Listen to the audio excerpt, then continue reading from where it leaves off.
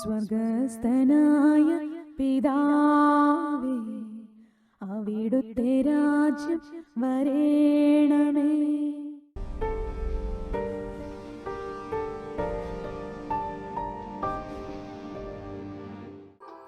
ആഗോള സഭയിൽ നമ്മൾ ഈ ഓർഡിനറി ടൈം ഈ ആഴ്ച നമ്മൾ കടന്നു പോകുമ്പോൾ ഇന്ന് പ്രത്യേകിച്ചും ഉള്ള പ്രധാനപ്പെട്ട ഒരു കാര്യം ഈശോ നമ്മളെ പഠിപ്പിക്കുകയാണ്. ചില കാര്യങ്ങൾ ഈശോ പറഞ്ഞു പോയെങ്കിൽ ചില കാര്യങ്ങൾ പഠിപ്പിക്കുന്നുണ്ട്. വായിക്കുന്നുണ്ട് മത്തായി 5 മലയിലെ പ്രസംഗം, സുവിശേഷ ഭാഗ്യങ്ങളും യേശു ജനങ്ങളെ മുഴുവനും പഠിപ്പിക്കുകയാണ്. പക്ഷെ ഇന്നും ഒരു കാര്യം, തൻ്റെ കൂടെ താൻ തിരഞ്ഞെടുത്ത് തനിക്ക് വേണ്ടി പ്രത്യേകമായി തൻ്റെ മനസ്സറിഞ്ഞ് ഹൃദയമറിഞ്ഞ് തൻ്റെ കൂടെ നടക്കുവാനായി തന്നിലൂടെ പിതാവ് നിശ്ചയിച്ച ഹിതങ്ങൾ തൻ്റെ സ്വർഗാരോഹണത്തിന് ശേഷം പെന്തക്കോസ്തായ്ക്ക് ശേഷം തന്നിലൂടെ ദൈവപിതാവ് എന്താ ആഗ്രഹിച്ചു അത് ഭൂമിയിൽ നിറവേറാൻ അപ്പോസ്തലന്മാരുടെ ഇന്ന് നമ്മളിലൂടെ ഭൂമിയിൽ നിറവേറേണ്ട അവിടുത്തെ രാജ്യം വരണമേ എന്ന ഒരു മേഖലയുണ്ടല്ലോ. ദൈവത്തിൻ്റെ രാജ്യം ഭൂമിയിൽ വരുവാനായിട്ട് ചില കാര്യങ്ങൾ യേശു അവരെ പ്രത്യേകമായി പഠിപ്പിക്കുകയായിരുന്നു. നമ്മളൊരു കാര്യം ഇന്ന് പഠിക്കുന്നതല്ല ഇന്നത്തെ കാര്യം. കാരണം നമ്മൾ ഇന്ന് ഒന്നാമത്തെ സുവിശേഷത്തിൽ നിന്ന് മർക്കോസ് 9-ാമത്തെ അധ്യായത്തിൽ നിന്ന് ടെക്സാസിൽ നിന്നും പുഷ്പ പ്രാർത്ഥന നയിക്കുമ്പോൾ നമ്മളെ വചനം ഓർപ്പിച്ചു. മർക്കോസ് 9:30 തൊട്ടാണ്. അവർ അവിടെ നിന്നും യാത്ര തിരിച്ചു ഗലീലയിലൂടെ കടന്നുപോയി. ഇക്കാര്യം ആരും അറിയരുതെന്ന് അവൻ ആഗ്രഹിച്ചു. കാരണം അവൻ ശിഷ്യന്മാരെ പഠിപ്പിക്കുകയായിരുന്നു. ഒരു ട്യൂഷൻ എടുക്കുന്നവരാണ്. പ്രൈവസി, മറ്റാരും ജനങ്ങളാരും അറിയാതെ ശിഷ്യന്മാരെ പഠിപ്പിച്ച കാര്യം എന്താണെന്ന് നമ്മൾ മനസ്സിലാക്കുമ്പോഴാണ് അവൻ ശിഷ്യന്മാരെ പഠിപ്പിക്കുകയായിരുന്നു. അവൻ പറഞ്ഞു, മനുഷ്യപുത്രൻ മനുഷ്യരുടെ കൈകളിൽ ഏൽപ്പിക്കപ്പെടുകയും അവർ അവനെ വധിക്കുകയും ചെയ്യും.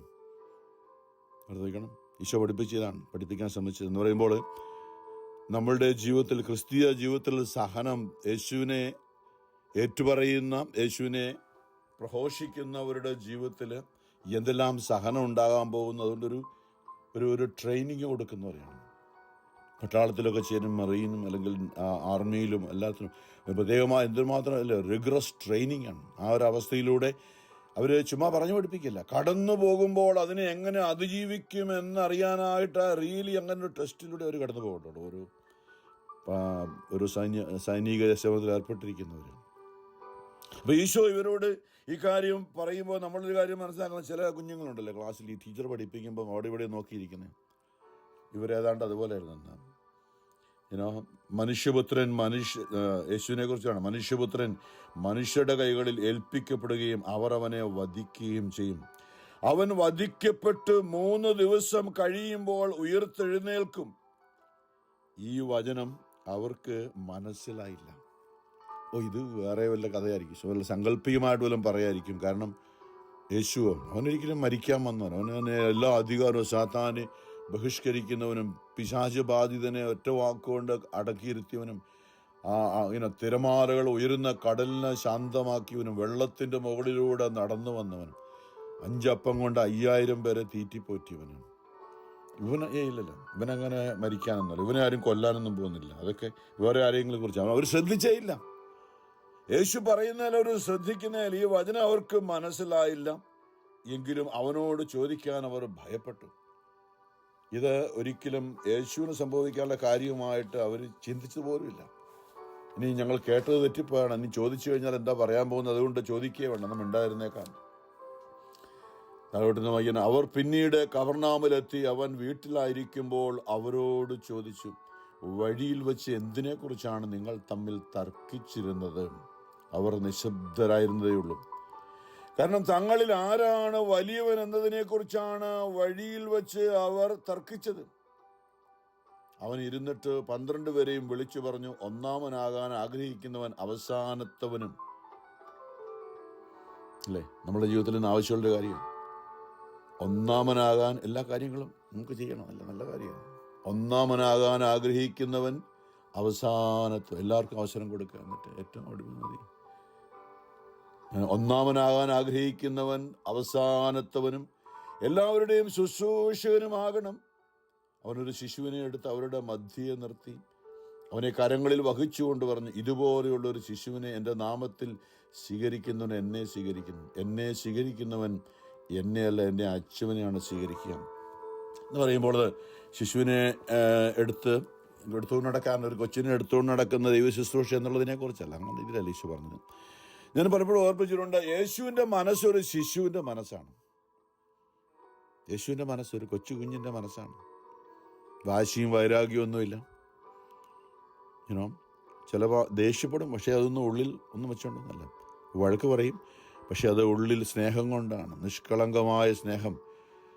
ഒരു കൊച്ചു കുഞ്ഞിനെ അല്ല, ശിശുക്കളെ പോലെ ആകുന്നില്ലെങ്കിൽ നിങ്ങൾ ദൈവരാജ്യത്തെ പ്രവേശിക്കുകയില്ലെന്ന് യേശു പറഞ്ഞു. ദൈവരാജ്യം എന്ന് പറഞ്ഞാൽ എന്താ? യേശു രാജാവായി ഭരിക്കുന്ന ആത്മീയ രാജ്യമാണ് ദൈവരാജ്യം. അവിടെ നമുക്ക് എന്തെങ്കിലും ഒരു സ്ഥാനം കിട്ടണമെങ്കിൽ നമ്മൾ കൊച്ചു കുഞ്ഞുങ്ങളെ പോലെ ആകണമെന്ന് പലപ്പോഴും നമ്മൾ ചിന്തിച്ചാണ്. നമ്മൾ എവിടെയെങ്കിലും ഒന്നിച്ചു കൂടുമ്പോൾ പ്രായമുള്ളവർ, ഓരോ പ്രായമുള്ള അവരുടെ ലെവലിലുള്ളവർ ഒന്നിച്ചു കൂടി സംസാരിക്കുന്നതാണ്. എന്നാൽ കൊച്ചു കുഞ്ഞുങ്ങൾ അവരുടെ ആ പ്രായത്തിലുള്ളവരോട് കൂടെ നടന്നുകൊണ്ട് എന്തൊരു ഓട്ടവും, എന്തൊരു മുതിർന്നവർ വലിയ കാര്യങ്ങളൊക്കെ പറയുമ്പോൾ അതൊന്നും ശ്രദ്ധിക്കുന്നില്ല. അവർ ഓടി നടന്നുകൊണ്ട് അവരുടേതായ ഒരു ലോകത്താണ്. ലോകത്തിൽ ഇന്ന് പലതും നടക്കുമ്പോൾ നമ്മൾ ഈ ലോകത്തിലെ യേശുവിനെ പോലെ നിഷ്കളങ്ക മനസ്സുള്ളവരായി ഒരു കൊച്ചു കുഞ്ഞിനെ പോലെ നമ്മൾ ഈ ലോകത്ത് കൊച്ചു കുഞ്ഞുങ്ങളുടെ അടുത്ത് പോയി കൂട്ടുകൂടുന്നത് പോലെ നമുക്ക് യേശുവുമായിട്ടൊരു കൂട്ടുകെട്ട് വേണമെങ്കിൽ, യേശുവുമായിട്ടൊരു ചങ്ങാത്തം വേണമെങ്കിൽ നമ്മൾ വെറും കൊച്ചു കുഞ്ഞുങ്ങളെ പോലെ ആയാൽ മതി. വലിയ കാര്യങ്ങളൊന്നും അറിയട്ടെ, ഞാൻ വലിയ ആളാണെന്നും എനിക്കെല്ലാം അറിയാമെന്നും അല്ലെങ്കിൽ മറ്റുള്ളവരുടെ മുമ്പിൽ എല്ലാം പറഞ്ഞ് ജയിക്കണമെന്നൊന്നുമില്ല. കൊച്ചു കുഞ്ഞുങ്ങൾ നമുക്കറിയാം, പലപ്പോഴും പറഞ്ഞാൽ ഒരു ടോയ് ഒരു കൊച്ചു കുഞ്ഞിൻ്റെ ഇഷ്ടപ്പെട്ടുകൊണ്ട് വേറെ കൊച്ചു കുഞ്ഞ് അത് അങ്ങ് തട്ടിപ്പറിച്ചു. പക്ഷെ മറ്റേ കുഞ്ഞ് കരയുവാണെങ്കിൽ ഈ കുഞ്ഞ് തിരിച്ചുകൊണ്ട് ആ ടോയ് അങ്ങ് കൊടുക്കും. നിഷ്കളങ്കമായൊരു മനസ്സൻ, ആ ഒരു മനസ്സാണ് നമുക്ക് വേണ്ടതെന്നാണ് ഈശോ പറയുക. നമ്മളെ ഇന്ന് യേശു ഏതെങ്കിലും നമ്മളെ പഠിപ്പിക്കുന്നത് സഹനത്തിലൂടെ, അല്ലെങ്കിൽ നമ്മളുടെ ഇന്ന് എങ്ങനെ ആയിപ്പോ നമ്മൾ ദൈവരാജ്യത്തിലാണെന്ന് പറയുക, അതേസമയം ശിശുവൊന്നുമല്ല, നമ്മൾ വലിയ ആളാണ്. നമ്മൾ പറയുന്നതെല്ലാം നടക്കണം. പിന്നെ മറ്റുള്ളവർ കരഞ്ഞാലും കുഴപ്പമൊന്നുമില്ല, നമ്മുടെ കാര്യം നടക്കണം. ആ ഒരു അവസ്ഥയിൽ നമ്മൾ ദൈവരാജ്യത്തിലായിരിക്കുമ്പോൾ യഥാർത്ഥം നമ്മൾ ദൈവരാജ്യത്തിലേ അല്ല എന്നാണ് ഈശോ. അപ്പോൾ സഹനം ഉണ്ടാകുക, അതായത് ഈ ലൂക്ക 9:23 ഈശോ പറഞ്ഞൊരു വചനമുണ്ട്, ആരെങ്കിലും എന്നെ അനുഗമിക്കാൻ ആഗ്രഹിക്കുന്നുവെങ്കിൽ, യേശുവിനെ അനുഗമിക്കാൻ ആഗ്രഹിക്കുന്നുവെങ്കിൽ അവൻ തന്നെ സ്വയം പരിത്യജിച്ച് എനിക്കൊന്നും ചെയ്യാൻ പറ്റുന്നില്ല, ആരും എന്നെ ഒന്നും ചെയ്യാൻ അനുവദിക്കുന്നില്ല, അല്ലെ ആരും എന്നെ സ്നേഹിക്കുന്നില്ല, എല്ലാവരും എനിക്ക് എതിരാണ്, ഇങ്ങനെയൊക്കെ ചിന്തിക്കുമ്പോൾ അത് നല്ലതാണെന്ന് ഈശോ പറഞ്ഞു. മറ്റുള്ളവർ നിങ്ങളെ അവഹേളിക്കുകയും നിങ്ങൾക്കെതിരെ എന്തെങ്കിലുമൊക്കെ വ്യാജമായി പറയുകയും ചെയ്യുമ്പോൾ നിങ്ങൾ ആഹ്ലാദിക്കുവിൻ, ആനന്ദിച്ച് ആർപ്പിടുവിൻ. ദൈവരാജ്യത്തിൽ നൃത്തം ചെയ്യാനോ പറഞ്ഞത് അങ്ങനെയൊക്കെ സംഭവിക്കും. പക്ഷെ നമുക്ക് പറ്റും, അവർ നമ്മളെ വർത്താനം പറഞ്ഞ് എന്തൊക്കെ സോറി എന്നൊക്കെ പറയുന്നത് വരെ നമ്മളിങ്ങനെ വലിയ ഭാവത്തിലിരിക്കും. നമ്മളിന്നും ദൈവരാജ്യത്തിലല്ല, നമ്മൾ യേശുവുമായിട്ട് കൂട്ടുകെട്ടുന്നില്ല, വളരെ ദൂരെയാണ്. യേശു ആഗ്രഹിക്കുന്നുണ്ട് നമ്മളുമായിട്ട് കൂട്ടുകൂടാൻ, പക്ഷെ നമ്മളിന്ന് വളരെ ദൂരെയാണ്, നമ്മൾ വലിയ ഭാവത്തിലുള്ളവരാണ്. അപ്പം നമ്മളുടെ ചെറിയ, അതായത് യേശുവുമായിട്ട് ദൈവരാജ്യത്തിൽ അംഗമാകാൻ, യേശുവിനെ അനുഗമിക്കുവാൻ ആദ്യം ചെയ്യേണ്ടത് എന്താ? ആദ്യമേ നിങ്ങൾ സ്വയം ഇല്ലാതായി തീരുക. മറ്റുള്ളവർ നമ്മളെ ചെറുതാക്കുമ്പോൾ കുഴപ്പമൊന്നുമില്ല, സാരമില്ല. കർത്താവ് എൻ്റെ ദൈവം എല്ലാം അറിയുന്നുണ്ട്, അവരെന്നെ മാനിക്കുന്നുണ്ട്, അത് മതി. ആരെല്ലാം എന്നെ നിന്ദിച്ചാലും തള്ളിക്കളയും, ഒരു കുഴപ്പമില്ല. നമ്മൾ അതിനു വേണ്ടി പ്രതികരിക്കാതെ അത് ഏറ്റെടുക്കുന്നത് വളരെ ബുദ്ധിമുട്ടാണ്. ഈശോ അങ്ങനെയായിരുന്നില്ല. ഈ ലോകത്തിൽ ഒന്നും ഇല്ലാത്തവൻ തന്നെ. എവിടെയെങ്കിലും പ്രശ്നമുള്ളപ്പോൾ മാറിപ്പോകും. ആർക്കും ബുദ്ധിമുട്ടൊന്നും ഉണ്ടാക്കണ്ട. എല്ലാവരോടും സാധിക്കുന്നിടത്തോളം, എബ്രായ ലേഖനം സാധിക്കുന്നിടത്തോളം എല്ലാവരോടും സമാധാനത്തിൽ വർത്തിച്ച് വിശുദ്ധിക്ക് വേണ്ടി പരിശ്രമിക്കുവാൻ ദൈവരാജ്യത്തിലായി. ഇപ്പം നമ്മൾ ഇന്ന് ഈശോ ഓർപ്പിക്കുന്നത് തിരുവചനങ്ങളോടെല്ലാം പരിശുദ്ധാത്മാവ് നമ്മളെ ഈ സുവിശേഷത്തിൽ നമ്മളെ യേശു പഠിപ്പിക്കുകയാണ്. നമ്മളെ എന്ന് പറയാണ്, കൊച്ചു കുഞ്ഞിൻ്റെ മനസ്സായി തീരുവാൻ, ഏറ്റവും എളിമയുള്ള മനസ്സായി തീരാൻ. എന്നിട്ടെന്താ? നമ്മളുടെ കുരിശ്, നമുക്ക് വലിയ കുരിശുകളൊന്നും എടുക്കാവുന്ന തരത്തുള്ളൂ. ഈശോ വലിയ കുരിശ്, വലിയ നേതാവ് മുമ്പിൽ വലിയ പതാകയുമായിട്ടാണ് എടുത്താൽ പൊങ്ങാൻ പറ്റാത്ത വലിയൊരു പതാകയുമായിട്ട് നേതാവ് ജാഥയുടെ അല്ലെ ഈ ഘോഷയാത്രയുടെ അല്ലെ പ്രദക്ഷിണത്തിന്റെ മുമ്പിൽ യേശു തന്നെയാണ് പോകുന്നത്, വലിയൊരു കുരിശുമായിട്ട്. ഇത് പറയാണ്, നിങ്ങൾ എൻ്റെ പുറകെ ഒരു നിങ്ങളുടെ കയ്യിലുള്ള ചെറുതുണ്ട്, നിങ്ങളുടെ ബാഡ്ജ് ഉടുപ്പേ കുത്താവുന്നത്, കയ്യിലിങ്ങനെ പിടിച്ച് വളരെ ഈസിയായിട്ട് കൊണ്ടു നടക്കാവുന്ന ആ കുരിശ്. നമ്മൾ അതോ ബ്രദറെ അതൊന്നും അങ്ങനെ ഭയങ്കര കുരിശ്, എടുക്കാൻ മേലാത്തതാണ്, നമ്മൾ അടുത്ത് വീണു പോകുന്നു. ഇല്ല, നമുക്ക് എടുക്കാവുന്നത് തന്നിട്ടുള്ളൂ ഈശോ. ബാക്കി ഞാൻ പറയും 99% നമുക്ക് വരാൻ പോകുന്ന എല്ലാ സഹനങ്ങളും മുൻകൂട്ടി കണ്ടുകൊണ്ട് 99% അവൻ വഹിച്ചു. യെശയ്യാ അതാണ് പറഞ്ഞത്, നമ്മുടെ വേദനകളാണ് അവൻ ചുമന്നത്, നമ്മുടെ ദുഃഖങ്ങളാണ് അവൻ വഹിച്ചത്, നമ്മൾ ഏൽക്കേണ്ട അടികളാണ് അവൻ നമുക്ക് പകരമായി ഏറ്റത്. അതാണ് സത്യം, അതാണ് വിശ്വാസം. നമ്മൾ അറിയേണ്ടത് യെശയ്യാ അത് ദൈവം മുൻകൂട്ടി കണ്ടത് യെശയ്യായിലൂടെ നമ്മളോട് പറയാം. നമുക്ക് എടുക്കാവുന്നതേ ഉള്ളൂ, 1% എന്നൊക്കെ പറഞ്ഞു എടുക്കാവുന്നതേ ഉള്ളൂ. അതെടുത്തുകൊണ്ട് നമ്മൾ വീഴാതെ യേശു വീണ് പ്രാവശ്യം വീണ് എഴുന്നേറ്റില്ലേ കുരിശിൻ്റെ വഴി, 2-ാം തവണ 3-ാം തവണ എന്നൊക്കെ പറഞ്ഞു. അതിനൊക്കെ എവിടെ ആയിരിക്കും 3-ാം തവണ വരെ 14 സ്ഥലത്തിനുള്ളിലത്തെ പറഞ്ഞു. പക്ഷെ എത്രമാത്രം യേശു വീണ് കാണും. എന്നിട്ടും നമ്മളെ ഓർത്ത് എഴുന്നേറ്റു, നമ്മളെ ഓർത്ത്. എന്നാൽ ആ ഭാരം അവൻ്റെ മേൽ ഇരിക്കുമ്പോൾ നമ്മുടെ മേൽ വരത്തില്ല. അതുകൊണ്ട് അവൻ വീണ്ടും എഴുന്നേറ്റ് ഭാരം നമുക്ക് വേണ്ടി വഹിച്ചു. ഇത് നമ്മൾ അറിയണം പറയുന്നത്. അപ്പം നമ്മൾ യേശു പഠിപ്പിക്കുന്നത് സഹനം നല്ലതാണെന്നാണ്. ഇത്ര ബുദ്ധിമുട്ടാണത് പഠിച്ച് മനസ്സിലാക്കാൻ. കാരണം നമ്മൾ ഈ കൊച്ചു കുഞ്ഞുങ്ങളുടെ കാര്യം പറഞ്ഞു, അല്ലെങ്കിൽ ഉഴപ്പൊന്ന കുട്ടികളുടെ കാര്യം പറഞ്ഞു, നമ്മൾ അവിടെ ഇവിടെ ശ്രദ്ധിച്ചിരിക്കും. നമ്മൾ കളിച്ചും ചിരിച്ചൊക്കെ ക്ലാസ്സിലിരിക്കുന്ന കുട്ടികളെ ഇപ്പോൾ നമുക്കിതൊന്നും അറിയേണ്ട ആവശ്യമൊന്നും. നമുക്ക് നല്ല അടിച്ചു പൊളിച്ച് നല്ല സുഖമുള്ള കാര്യങ്ങൾ, നല്ല ഭക്ഷണവും നമുക്ക് ഇഷ്ടമുള്ള കാര്യങ്ങളൊക്കെ ചെയ്ത് അങ്ങനെ പോയാൽ മതി. നമ്മൾ ഈശോയെ, നമ്മൾ സഭയിലായിരിക്കും, നമ്മൾ ഇന്ന് വിശ്വാസികളായിരിക്കുന്നത് അതിനു വേണ്ടിയല്ലേ? ചിലപ്പോൾ അങ്ങനെയാണല്ലേ. പൗലോസ്ലീഹ നമ്മളെ ഇടയ്ക്ക് ഓർപ്പിച്ചു, 1 കൊരിന്തോസ് 15-19 ഈ ലോകത്തിനു വേണ്ടി മാത്രമാണ് നിങ്ങൾ ക്രിസ്തുവിൽ പ്രത്യാശ വെച്ചിട്ടുള്ളതെങ്കിൽ ആണെങ്കിൽ നിങ്ങൾ മറ്റെല്ലാ മനുഷ്യരെക്കാളും ദൈവത്തെ അറിയാത്തവരെ അവരെക്കാളും നിർഭാഗ്യവാന്മാരാണ് നിങ്ങളെന്നാണ്. നമ്മൾ അറിയണം.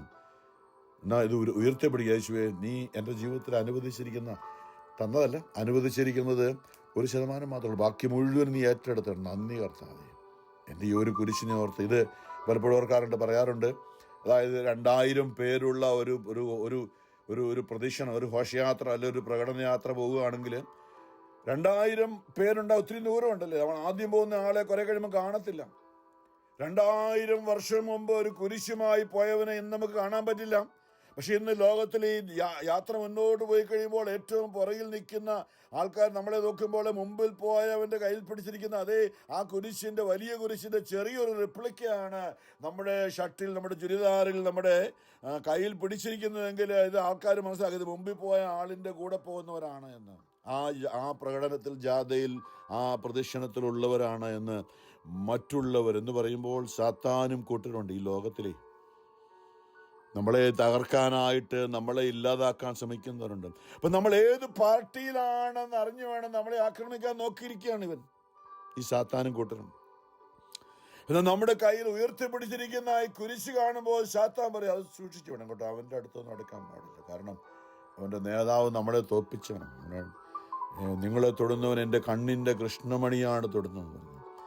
അപ്പം നമ്മൾ കുരിശെടുത്ത് ഉയർത്തിപ്പിടിച്ച് പോകുമ്പോൾ സാത്താൻ മാറി നിൽക്കും. ഇതൊരു മേഖലയാണ്. ചെറിയ കുരിശ് ഉള്ളത് മതി, ഉള്ളതിലെടുത്ത് പിടിച്ചിരിക്കുമ്പോൾ ഇത് ആരെയും കാണിക്കാനുള്ള തിന്മയുടെ ശക്തികൾ ലോകത്തിൽ, നമ്മൾ ആത്മാവിൻ്റെ ആയുധങ്ങൾ ധരിക്കുക എന്ന് പൗലോസ് എഫേസ്യസ് 6 പറഞ്ഞിട്ടുണ്ട്. അതിലൊന്നാണ് നമുക്കുടെ സഹനങ്ങൾ ഉയർത്തിപ്പിടിക്കുക അല്ലേ. പിന്നെ ഞാനൊരു കാര്യം, ഇന്ന് നമ്മൾ ചിന്തിക്കുന്ന ഈ സഹനം ഉണ്ടല്ലേ, സഹനം, അത് നമ്മൾ നോക്കിയാൽ യുദ്ധം ജയിക്കുന്നത് എപ്പോഴാണ്? ശത്രുവിൻ്റെ കയ്യിൽ ഇല്ലാത്ത ഒരു ആയുധം നമ്മൾ ഉപയോഗിക്കുമ്പോഴാണ് ശത്രു പരാജയപ്പെടുന്നത്. ശത്രുവിൻ്റെ കയ്യിൽ ഇല്ലാത്ത ഒരു ആയുധം നമ്മുടെ കയ്യിലുണ്ടെങ്കിൽ ശത്രു പരാജയപ്പെടും, പിൻവാങ്ങും. സാത്താന്റെ കയ്യിൽ ഇല്ലാത്ത ആയുധം ഒന്ന്, നമ്മുടെ സ്നേഹം സാത്താന്റെ കയ്യിലില്ല. 2 കരുണയില്ല. 3 ഇന്ന് സഹനം, അതൊന്നും സഹിക്കാനൊന്നും സാധാരണ പറ്റില്ല. ആഡംബരവും അടിച്ചുപൊളിയും സുഖലോലുപതയൊക്കെയാണ് അല്ലേ. നിങ്ങൾ ജാഗരൂകരായിരിക്കുന്ന ലൂക്ക 22 പറഞ്ഞു, സുഖലോലുപത, ജീവിത വ്യഗ്രത, മദ്യാസക്തി ഇവയാൽ നിങ്ങൾ മനസ്സ് ദുർബലമാവുകയും, അത് സാത്താൻ ഉപയോഗിക്കുന്ന ആയുധമാണ് നമുക്കെതിരായിട്ട്. നമ്മൾ അതുകൊണ്ട് അങ്ങോട്ട് ഇപ്പോൾ ഒരു പ്രയോജനമില്ല. എന്നാൽ അവൻ്റെ കയ്യിൽ ഇല്ലാത്ത ആയുധമാണ് ഇന്നലെ ചിന്തിച്ചു, പ്രാർത്ഥന, ദൈവവിശ്വാസം, ദൈവത്തിലുള്ള ആശ്രയം, സ്വയം ഇല്ലാതാകുക, സ്വയം കീഴടങ്ങുക, അല്ലേ, സഹനവും കരുണയും സ്നേഹവും, ഇത് പിശാചിനില്ലാത്ത ആയുധമാണ്. യേശു സാത്താനെ പരാജയപ്പെടുന്നത് അങ്ങനെയാണ്. പിശാചിന്റെ കയ്യിൽ ഇല്ലാത്ത ആയുധങ്ങൾ യേശു ആത്മീയ ജ്ഞാനത്തിൽ അത് മാത്രമാണ് ഉപയോഗിച്ച്, വേറൊന്നും ഉപയോഗിച്ചില്ല. സാത്താന്റെ കയ്യിലുള്ള ഒരായുധം യേശു ഉപയോഗിച്ചില്ല. അവൻ നമ്മെ സ്നേഹിച്ചു, അവസാനം വരെ സ്നേഹിച്ചു. അവൻ നമുക്ക് വേണ്ടി പ്രാർത്ഥിച്ചു, കരുണ കാണിച്ചു. അപ്പ അവരോട് ക്ഷമിക്കണേ അപ്പ, അവരെന്നെ വേദനിപ്പിക്കുന്നത്. പക്ഷെ അവർക്ക് അറിയില്ല, അവരിൽ പരിശുദ്ധാത്മാവ് ഉണ്ടായിരുന്നുവെങ്കിൽ അവരെന്നെ ഒരിക്കലും വേദനിപ്പിക്കില്ലായിരുന്നു. ദുഷ്ടാരൂപിയാണ് അവരെ കൊണ്ട് എന്നെ ഉപദ്രവിക്കും. തിരിച്ച് കരുണയും സ്നേഹം. ഇപ്പം നമ്മൾ സാത്താന്റെ കയ്യിലില്ലാത്ത ആയുധങ്ങൾ നമ്മൾ ശേഖരിക്കണം. കർത്താവിന്റെ ദൈവത്തിന്റെ എല്ലാ ആയുധങ്ങളും ധരിക്കുവിൻ, എഫെസ്യസ് 6 പൗലോസ് പറയുന്നുണ്ട്. അപ്പം നമ്മളിന്ന് പഠിപ്പിക്കുകയാണ് ഈശോ നമുക്ക് സാത്താനില്ലാത്ത ആയുധങ്ങൾ എന്തൊക്കെയാണ്. ഇതിന്ന് ഒരു ആയുധത്തെക്കുറിച്ച് പറഞ്ഞാണ്, ഇന്ന് സഹനത്തെക്കുറിച്ചാണ് പറഞ്ഞത്. ഒന്നാമത്തെ വായന പ്രഭാഷണന്റെ പുസ്തകം 2-ാമത്തെ അധ്യായത്തിൽ നിന്ന്, എൻ്റെ മകനെ, കർത്തൃ ശുശ്രൂഷയ്ക്ക് ഒരുമ്പെടുമെങ്കിൽ പ്രലോഭനങ്ങളെ നേരിടാൻ ഒരുങ്ങിയിരിക്കുക എന്ന് പറയുമ്പോൾ, ദൈവത്തോട് ചേർന്ന് വിശുദ്ധി ജീവിക്കാൻ തീരുമാനമെടുക്കുമ്പോൾ സാത്താൻ നിന്നെ അതിൽ നിന്ന് വീഴ്ത്താൻ പ്രലോഭനങ്ങളും ലോകമോഹങ്ങളും ഏതെങ്കിലുമൊക്കെ ലോകത്തിൻ്റെ അവൻ്റേതായിട്ടുള്ള ആയുധങ്ങളുടെ പ്രലോഭനങ്ങൾ, ഞങ്ങൾ പ്രലോഭനത്തിൽ ഉൾപ്പെട്ടു പോകാൻ ഇടയാകരുതേ. നിന്റെ ഹൃദയം അവക്രവും അചഞ്ചലവും എന്ന് പറഞ്ഞാൽ നേരെയുള്ള, നല്ല വക്രതയില്ലാത്ത, ഉറച്ചുള്ള, ചഞ്ചലതയില്ലാത്ത ഹൃദയമായിരിക്കട്ടെ. ആപത്തിൽ അടി പതറരുത് എന്ന് പറഞ്ഞാൽ എന്തെല്ലാം സംഭവിച്ചാലും ഒരിക്കലും ദൈവത്തെ സംശയിക്കരുത്, യേശുവിനെ സംശയിക്കരുത് ഒരിക്കലും. അവരും പറയുന്നത് ദൈവം അവനെ കൈവിട്ടു. വലിയ പ്രാർത്ഥനക്കാരായിരുന്നു, വലിയ പ്രാർത്ഥന, എന്താ ദൈവം കിടക്കുന്നു. അത് പറയുമ്പോഴും നമ്മൾ പറയണം, എൻ്റെ നാഥൻ മുമ്പിൽ പോയവനെ ഇതിനേക്കാളിലും മുമ്പേ അവൻ എത്ര പ്രാവശ്യം വീണ്, പക്ഷെ എഴുന്നേറ്റത്. അപ്പം ഞാനും എഴുന്നേക്കും.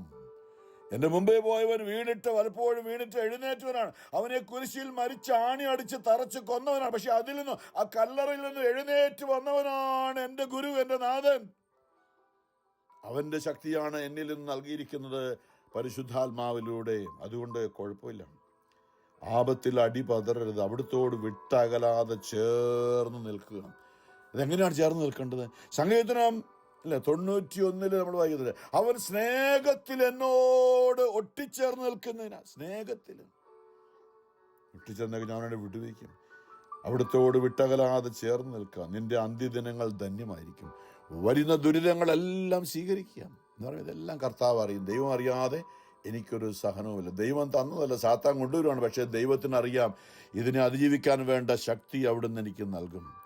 സംഗീതം 138 പറയുന്നുണ്ട്, ഞാൻ വലിയ ദുരിതത്തിൽ അകപ്പെട്ടു, പക്ഷേ കർത്താവ് എനിക്ക് സഹായമായിരുന്നു. യെശയ്യാ 43 സമുദ്രത്തിലൂടെ നീ പോകുമ്പോൾ ഞാൻ നിന്നോട് കൂടെയുണ്ട്. നദികൾ കടക്കുമ്പോഴും, അല്ലേ, നടന്നങ്ങോട്ട് കടക്കാന്ന് ഓർത്തേ നദി, പക്ഷെ ഇറങ്ങിയപ്പോഴാണ് മനസ്സിലായി ആഴം കൂടുതലാണ്, നീന്തൽ അറിയില്ല, ശ്വാസം മുട്ടി മരിക്കുമെന്ന് ഓർക്കി നോക്കിയപ്പോൾ ഇല്ല, ആരോ എൻ്റെ കൈ പിടിച്ച് എൻ്റെ മൂക്ക് വെള്ളത്തിന് മുകളിൽ പൊക്കിക്കൊണ്ട് എന്നെ കൊണ്ടുപോകണം വെള്ളത്തിലൂടെ. എനിക്ക് വെള്ളത്തിലൂടെ, ഈ സഹനത്തിലൂടെ കടന്ന്, തീ ജ്വാലയിലൂടെ നടന്നാലും നിനക്ക് പൊള്ളലേൽക്കുകയില്ല, ജ്വാല നിന്നെ ദഹിപ്പിക്കുകയില്ല. കാരണം ആ തീയുടെ മുകളിൽ കൂടെ പെട്ടെന്ന് കൊണ്ടുപോകാൻ പൊള്ളലെടുക്കത്തില്ലല്ലോ. എന്നെ കയ്യിൽ തൂക്കിയിട്ട് തീ ജ്വാലയുടെ മുകളിലൂടെ നിന്നെ യെശയ്യാ 48 തൻ്റെ വിജയകരമായ വലത്തുകരം കൊണ്ട് അവൻ എന്നെ താങ്ങി നിർത്തിയിരിക്കുന്നു. അവൻ എന്നെ കയ്യിൽ താരാട്ടുപാട്, കൊച്ചുകുഞ്ഞുങ്ങളെ കയ്യിലെടുത്ത് ഇങ്ങനെ ആട്ടുന്ന കണ്ടിട്ടില്ലേ? കൊച്ചുകുഞ്ഞുങ്ങളെ 2 കയ്യും പിടിച്ച് ഇങ്ങനെ ആട്ടിക്കൊണ്ട് പോകുന്നവരെ അവൻ എന്നെ കഷ്ടതയിൽ തീയുടെ നടുവിലൂടെ ഇങ്ങനെ ആട്ടിക്കൊണ്ട് പോവാണ്. എനിക്ക് പൊള്ളലേൽക്കാതെ എനിക്ക് സഹനത്തിൽ കൂടെ പോകണം. സമുദ്രത്തിൽ ഒറ്റപ്പെട്ട അവസ്ഥയുണ്ട്, പക്ഷെ അവൻ എൻ്റെ കൂടെ ഉണ്ട്. നദിയിൽ കൂടെ കടക്കുമ്പോൾ നീന്തൽ അറിയില്ല, ഞാൻ ഓർത്ത് എളുപ്പമാണ് കടക്കുക. പക്ഷെ അങ്ങോട്ട് നടന്ന് ചെല്ലുമ്പോഴാണ് വെള്ളത്തിന് ആഴമില്ലെന്ന്, ശ്വാസം മുട്ടും. അവിടെയാണ് എൻ്റെ മൂക്ക് വെള്ളത്തിന് മുകളിൽ പൊക്കി നിർത്തി അവൻ എൻ്റെ കൈ പിടിച്ചുകൊണ്ട് അതിലൂടെ എന്നെ നടത്തി. അത് പറയുന്നത് നമ്മളത് അറിയണം. സ്വർണം അഗ്നിയിൽ ശുദ്ധി ചെയ്യപ്പെടുന്നത്, എന്നാൽ സഹനത്തിൻ്റെ ചൂളയിൽ കർത്താവിന് സ്വീകാര്യരായ മനുഷ്യൻ. യെശയ്യാ 30 ഭർത്താവ് കർത്താവിന് കഷ്ടതയുടെ അപ്പം, അല്ലേ? യെശയ്യാ 48:10 പറയുന്നുണ്ട്, അവിടുന്ന് നമ്മളെ ശുദ്ധി ചെയ്തത് സ്വർണം വെള്ളിയും അല്ല, കഷ്ടതയുടെ ചൂളയിൽ. അത് അവിടത്തേക്ക് വേണ്ടിയാണ്, യേശുവിനോട് ചേർന്നിരിക്കാൻ. നല്ലൊരു ആയുധം ഉണ്ടാക്കുന്നത് തീക്കകത്ത് വെച്ച് ചുട്ടുപഴിപ്പിച്ച് അടിച്ചു പരത്തി അത് ആയുധമാക്കി മാറ്റുന്നത് പോലെ എന്നെ സഹനത്തിന് ചൂളയിൽ കർത്താവിൻ്റെ ആവനാഴിയിൽ മൂർച്ചയുള്ളൊരു അമ്പാക്കി എന്നെ ഒളിച്ചു വെച്ചിരിക്കുന്നത്, അവിടുന്ന് എന്നെ സഹനത്തിലൂടെ അടിച്ചു പരത്തി നല്ല മൂർച്ചയുള്ള സാത്താനെതിരെ പോരാടാനുള്ള ഒരു ആയുധമാക്കി എന്നെ യേശു തൻ്റെ ആവനാഴിയിൽ ഒളിച്ചു വെച്ചിരിക്കുന്ന ഒരു അമ്പാണ് ഞാൻ. ഈ കഷ്ടതയിലൂടെ കടന്നു പോകേണ്ടി വന്നതിന് വേണ്ടിയിട്ട് കർത്താവിൽ ആശ്രയിക്കുക, അവിടുന്ന് നിന്നെ സഹായിക്കും. നേരായ മാർഗത്തിൽ ചരിക്കുക, കർത്താവിൽ പ്രത്യാശ അർപ്പിക്കുക. കർത്താവിൻ്റെ ഭക്തരെ അവിടുത്തെ കരുണയ്ക്ക് വേണ്ടി കാത്തിരിക്കുവിൻ. അല്ലേ, പ്രശ്നമുണ്ടാകും. പത്രോസ് പറയുന്നത് അല്പകാലത്തെ സഹനത്തിന് ശേഷം വലിയ നന്മ കൈവരും. എന്ത് സംഭവിച്ചാലും എൻ്റെ ദൈവം അറിയാതെ എനിക്കൊന്നുമില്ല, എല്ലാം നന്മയ്ക്കായിട്ടാണ്. നല്ല വിശ്വസിക്കണം. കാരണം അവൻ വാഗ്ദാനങ്ങളിൽ വിശ്വസ്തനാണ്. അവൻ ഒരിക്കലും നുണ പറയില്ല. വഴിയും സത്യമാണ്. അവൻ സത്യമാണ്. അവൻ സത്യം പറയുക മാത്രമല്ല, അവൻ സത്യമാണ്. അവൻ്റെ പേര് സത്യമെന്നാണ്. വഴിയും സത്യവും ജീവനും ഞാനാണ്.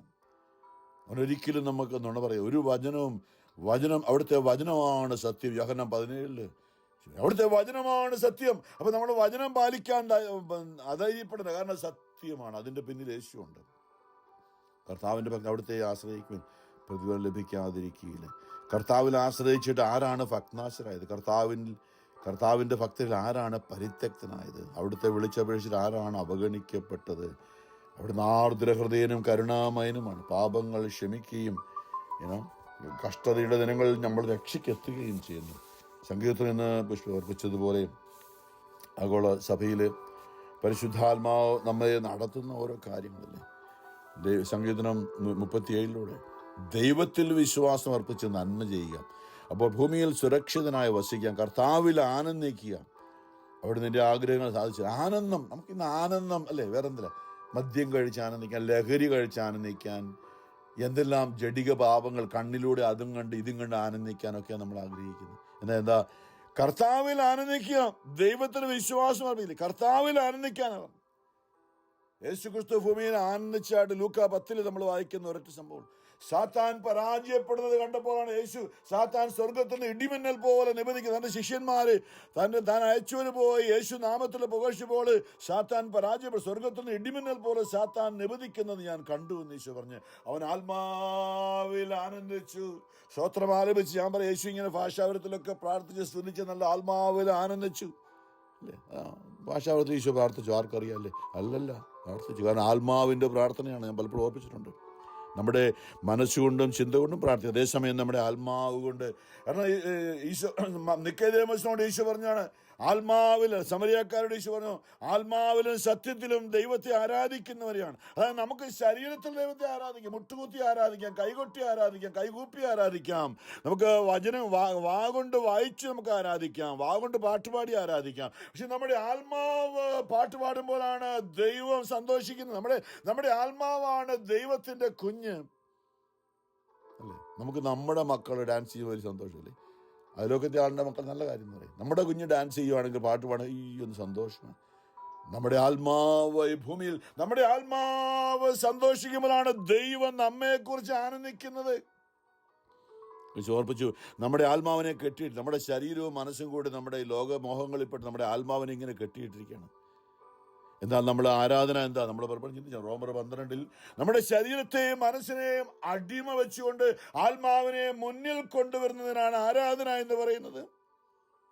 ശരീരവും മനസ്സും നിങ്ങളുടെ ശരീരങ്ങളെ വിശുദ്ധവും ദൈവത്തിന് പ്രീതികരവുമായ ഒരു ജീവിക്കുന്ന ബലിയായി നിങ്ങൾ സമർപ്പിക്കും. ഇതാണ് യഥാർത്ഥ ആരാധന. നിങ്ങളുടെ മനസ്സിൻ്റെ നവീകരണം വഴി നിങ്ങളെ രൂപാന്തരീകരണം പ്രാപിക്കുവിൻ. അപ്പോൾ നല്ലതും ദൈവഹിതപ്രകാരം എന്തെന്നും മനസ്സിലാക്കാൻ സാധിക്കും. നമ്മുടെ ശരീരവും മനസ്സും നമ്മൾ അടിയറ വെച്ച് കഴിയുമ്പോൾ നമ്മുടെ ആത്മാവ് സ്വതന്ത്രമായി, നമ്മുടെ ആത്മാവ് ആനന്ദിക്കുകയാണ്. എന്താ പരിശുദ്ധ കന്യാമറിയം പറഞ്ഞത്? എൻ്റെ ആത്മാവ് അല്ലെ, എൻ്റെ ആത്മാവ് കർത്താവിനെ മഹത്വപ്പെടുത്തുന്നു. പരിശുദ്ധ അമ്മയ്ക്ക് വേണേൽ പറയാം, ഞാൻ കർത്താവിനെ മഹത്വപ്പെടുന്ന പറയായിരുന്നു. പരിശുദ്ധ അമ്മയുടെ ശരീരവും മനസ്സുമാണ്. പക്ഷെ പരിശുദ്ധ അമ്മ എൻ്റെ ആത്മാവ് കർത്താവിനെ മഹത്വപ്പെടുത്തുന്നു. എൻ്റെ ചിത്തം, എൻ്റെ മനസ്സും എൻ്റെ രക്ഷകനായ ദൈവത്തിൽ ആനന്ദിക്കുന്നു. നമ്മുടെ ആത്മാവ് അറിയേണ്ട ഒരു കാര്യം, വിശ്വാസികളായി നമ്മൾ അറിയേണ്ട ഒരു കാര്യം, നമ്മുടെ ആത്മാവ് മുന്നോട്ട്. ആത്മാവ് ആനന്ദിക്കുന്ന ഒരു ആരാധനയിലേക്ക് നമ്മൾ വരണം. നമുക്ക് എല്ലാ ശരീരം കൊണ്ട് കാണാതെ അറിയാം എല്ലാ കാര്യങ്ങളും. നമുക്ക് മുട്ടുകുത്താൻ പള്ളിയിൽ കയറിയാൽ നമ്മൾ അറിയാതെ നമ്മൾ തലകുനിക്കല്ലേ, ഇങ്ങനെ തലകുനിക്കും. നമ്മൾ വിശുദ്ധ കുർബാന അല്ലെങ്കിൽ സക്രാരിയുടെ കൂടെ പോകുമ്പോൾ തലകുനിക്കും. അതൊക്കെ നമ്മൾ അറിയാതെ ചെയ്തു പോകാം. നമ്മുടെ ഉള്ളിൽ ഇല്ലെങ്കിൽ പലതും പ്രാക്ടീസാക്കി വെച്ചിരിക്കുകയാണ്. പിന്നെ അച്ഛനെ കണ്ട ഈശോ മിശിഹായെ സ്തുതിയായിരിക്കട്ടെ എന്ന് പറയുമല്ലോ, അങ്ങനെ അത് പഠിച്ചു വെച്ചിരിക്കുകയാണ്. എന്നിട്ട് നമ്മൾ പ്രൈസ് ദി ലോർഡ് എന്ന് പറയാൻ ഇപ്പം നമ്മൾ അത് അങ്ങനെ പഠിച്ചു വെച്ചിരിക്കുക. പക്ഷെ നമ്മുടെ ഉള്ളിൻ്റെ ഉള്ളിൽ നമ്മുടെ ആത്മാവിലൂടെ നമ്മുടെ ആത്മാവ് അറിഞ്ഞുകൊണ്ടതാണ് റോമറിൽ പൗലോസ് 10 പറഞ്ഞത്, വചനം നിനക്ക് സമീപസ്ഥമാണ്, നിന്റെ അധരത്തിലുണ്ട്, നിന്റെ ഹൃദയത്തിലുണ്ട്. അപ്പൊ നമ്മുടെ ഹൃദയത്തിലുള്ളത് അധരത്തിലൂടെ പുറത്തു വരുമ്പോഴാണ് ജീവനുള്ളത്. അധരത്തിലും തലച്ചോറിലും ബുദ്ധിയിലും ഉള്ളത് അധരത്തിലൂടെ പുറത്തു വന്നാൽ വലിയ ജീവനൊന്നുമില്ല.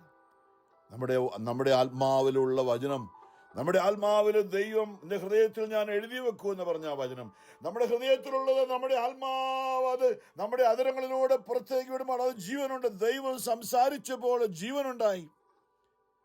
നമ്മളും ദൈവവചനം നമ്മുടെ ആത്മാവിൽ നിറച്ചുകൊണ്ട് ഹൃദയത്തിന്റെ നിറവിൽ നിന്ന് അധരം സംസാരിക്കുന്നല്ലോ.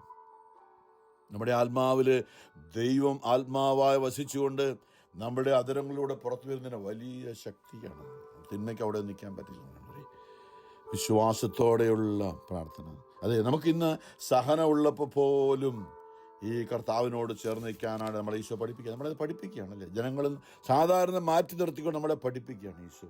തിന്മയിൽ നിന്നകന്ന് നന്മ ചെയ്യുക, അല്ലേ? തിന്മയിൽ നിന്നകന്ന് നന്മ ചെയ്യുക, അതത്ര എളുപ്പമല്ല. നമ്മളതിനുവേണ്ടി ഒരു പരിശീലനം ആവശ്യമുണ്ട്. നമ്മുടെ സ്വഭാവനെ തിന്മ ചെയ്യാൻ വലിയ ഇഷ്ടമുള്ളവരാണ്. തിന്മ ചെയ്യാനായിട്ട് ഒരു പ്രയാസവും ഇല്ല, വളരെ എളുപ്പമാണ്. പക്ഷെ നന്മ ചെയ്യാൻ നമുക്ക് പരിശീലനം ആവശ്യമാണ്. അതാണ് ഈശോ പഠിപ്പിക്കുന്നത്. എന്നാൽ നിനക്ക് സ്ഥിരപ്രതിഷ്ഠ ലഭിക്കും. കർത്താവ് നീതിയെ സ്നേഹിക്കുന്നു, അവിടുന്ന് എൻ്റെ വിശുദ്ധരെ പരിത്യജിക്കുകയില്ല. നീതിമാന്മാർ എന്നേക്കും പരിപാലിക്കപ്പെടും, എന്നാൽ ദുഷ്ടരുടെ സന്തതി വിച്ഛേദിക്കപ്പെടും. അത് ദൈവം കാരണല്ലോ. അത് ദുഷ്ടരുടെ സന്തതി എന്നൊക്കെ പറഞ്ഞു കഴിഞ്ഞാൽ ദൈവം ശിക്ഷിക്കുന്നില്ല. ദൈവത്തിൽ നിന്ന് അകന്നു പോയവരെ സാത്താൻ നശിപ്പിക്കുക, അതേ ഉള്ളൂ ഇതിനർത്ഥം.